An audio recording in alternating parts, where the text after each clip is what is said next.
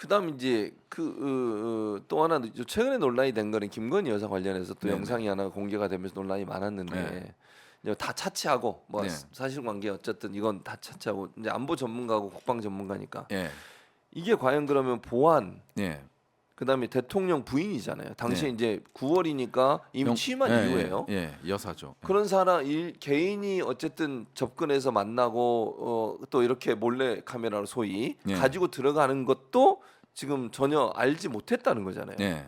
이런 일이 발생하면 안 되는 거 아닙니까? 이게 만약에 정말 뭐 테러를 하려고 마음먹은 사람이나 정말 나쁜 생각을 하고 간 사람이라면 대통령 부인을 위해할 수도 있는 상황이 되는 거잖아요. 네, 그렇죠. 대단히 위험한 상황 아닙니까? 이런 상황이면. 경호처장은 잘려야죠. 근데 안 잘리잖아요. 예. 아니 이제 고소 고발을 많이 하니까 김종대 네. 의원도 이제 네.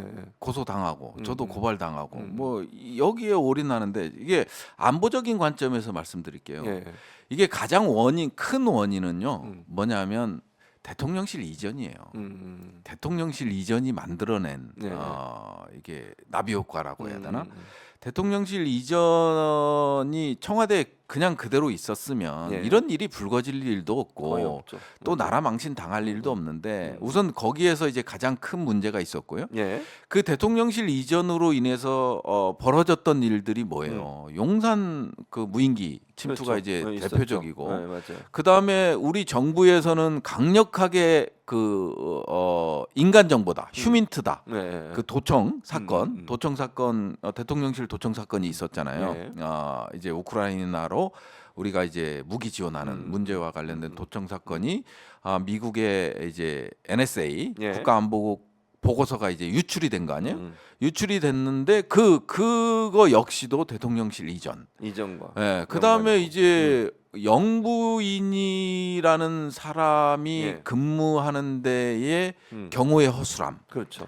이건 상당히 심각한 심각한 거죠. 거죠. 왜냐하면 음. 그 최 목사께서 예.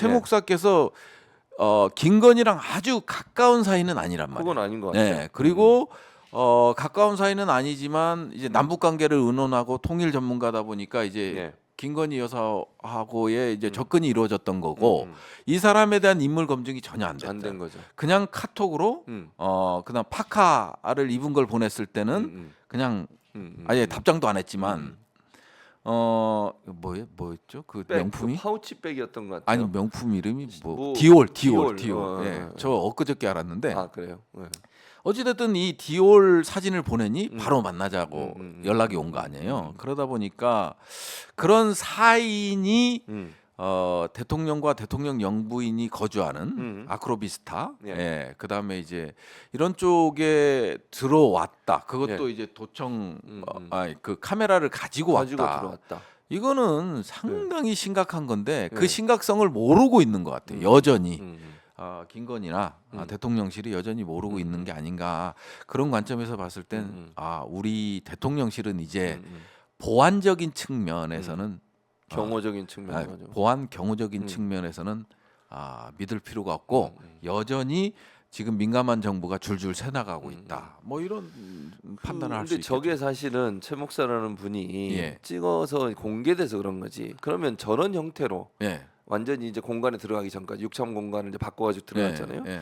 그 전까지는 저런 일이 또 있었을 수도 있다는 추측은 의혹은 가능한 거잖아요. 아니 그럼요. 충분히. 예. 이게 보안이라는 게 경호 보안이라는 게 진짜 0.0001%의 확률에도 민감하게 반응할 수밖에 없는 거거든요. 네. 그러면 이게 시작이고 끝일까? 음. 그렇게 합리적인 사고를 한다면 그렇게 보지는 않는 거죠. 그러니까. 지속적으로 이루어지고 그 다음에 한남동 관저에서도 예. 어떤 일이 벌어지고 있는지 그리고 우리의 그런 민감 정보가 지금 밝혀진 것만 하더라도 이 그 대통령실에서의 대화 내용이 나갔단 말이에요. 그런 것만 고려하더라도 상당히 많이 그리고 이거를 보면 김건희는 분명히 스파이들한테 타겟팅이 될 수밖에 없다. 예. 그래서 이런 것들을 어떻게 관리가 되고 있는지 심히 우려스러운 거죠. 예. 그러니까 결국 거슬러 올라가면 아까 얘기하셨듯이 기본적으로 그 이제 청와대를 국방부 쪽으로 옮기는 대통령 근무지를 옮기는 부분에서부터 시작을 했고 예. 그러니까 6천 공간에 그 논란도 지금 계속되고 네. 있는 거잖아요. 예, 청구 그렇죠. 의혹도 예. 아직 남아 있는 사안이고 아직 네. 결정된 확정된 게 아니니까요. 예. 그런 것들이 일어나게 됐던 그 모든 과정이 지금까지 연결돼서 그럼요. 그때까지 뭐 지금까지라고 얘기하기는 어렵고 9월 어쨌든 네. 그 당시까지는 계속되어 오고 있을 때 이렇게 볼 수 있겠네요. 아이 그럼요. 계속되는 거고요. 그다음에 뭐 우군 이 정보나 첩보에 있어서 우군이라는 개념은 존재하지 않습니다. 그러니까 그렇죠. 우리 우방이라는 개념은 존재하지 않고요. 네. 그게 이번에 대통령실 그 터졌을 때도 나타난 거기 때문에 네. 지금 가장 허술한 부분이 누구냐? 저것만 일반 민간인이 저 정도 차원이면 이제 이 상당히 전문성을 가진 중국, 러시아, 그런 뭐 사람. 일본, 그렇지. 그다음에 미국 네.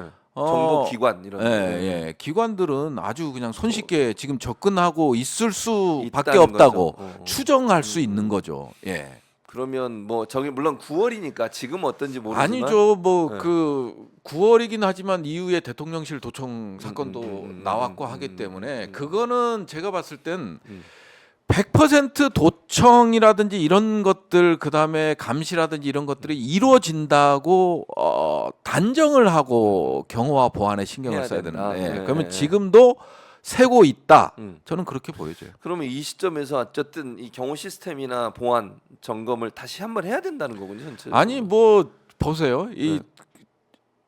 이번 정부에는 그런 요구를 하기가 어려울 것 같아요. 그래요? 예. 왜냐하면 예.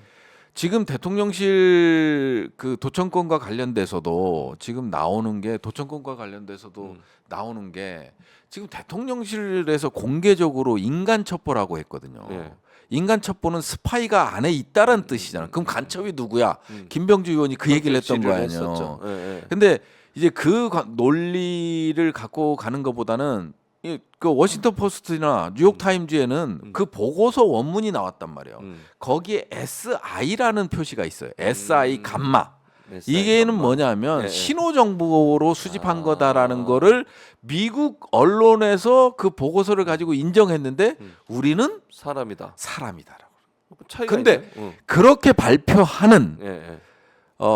대통령실, 경호실이 이게 우리가 뭐 얘기한다고 이런 교훈이 있는데 바꾸겠어요? 저는 바꾸지 않을 거로 봐요. 그냥 이렇게 퇴진하지 않는 나는 이렇게 간다.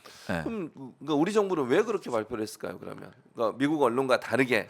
이거는 저 우방국에 대한 보호죠. 음, 예, 이게 음, 우리 한국 국민이 한국에 일하는 사람이 문제이지. 이게 음, 저 이렇게 듣고 이렇게 작성해서 미국한테 준 거다. 거지. 미국이 신호를 감지해서 한게 아니라. 미국이 신호 음, 감청해서 이건 아니다. 그러니까 완전히 꼬봉 정부라는 거예요.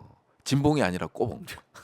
꼬봉 이거는 정부. 무슨 차 개인 의견이라고 자막 따라 뭐 하는 거야 방 기자. 아니 윤석열 정부가 있는 보고서에 나와 있는 미국 보고서에 나와 있는 내용을 무시하잖아요. 거기다가 뭘 바래요?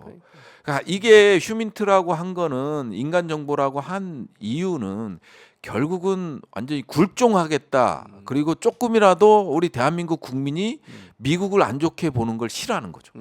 그러다 보니까 이제 간첩, 인간 정보 얘기를 한 거. 저는 그렇게 보여요.